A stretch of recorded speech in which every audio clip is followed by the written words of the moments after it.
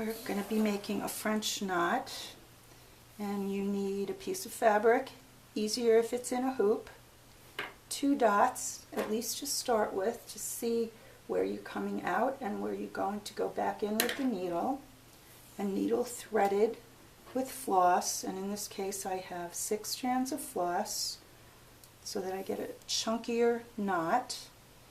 And I'm going to come out of the back of the fabric through the first, in my case, the right hand knot. I'm right-handed. Bring it up to the point where the knot touches the fabric on the back.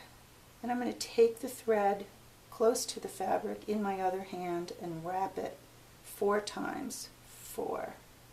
Holding it taut and going back into the fabric with the needle, still holding it taut, and pulling that knot, or pulling that thread back through slowly till I get a knot. I'm going to come up again,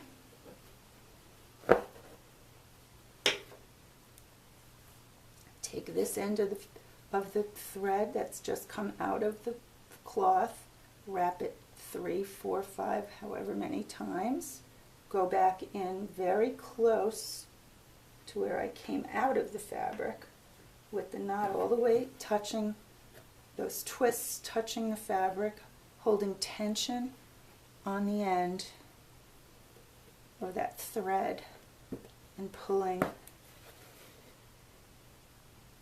slowly so that I get one more time. I'm going to come out. I'm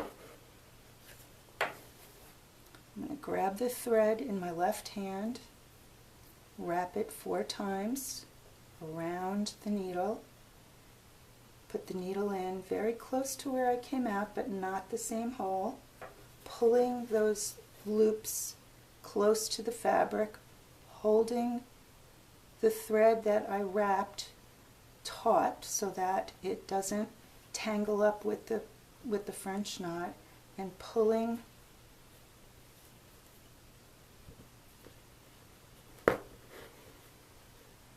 slowly so that I get a knot. Now you can see on this knot, because the hole was further apart from where I came out and went back in, you have a little line there. That could be nice if you wanted to make a stem on a flower or something. But generally, if you go in close to where you came out, you'll get a knot and not see that thread. So give this a try. Let me know how it works out. Thank you.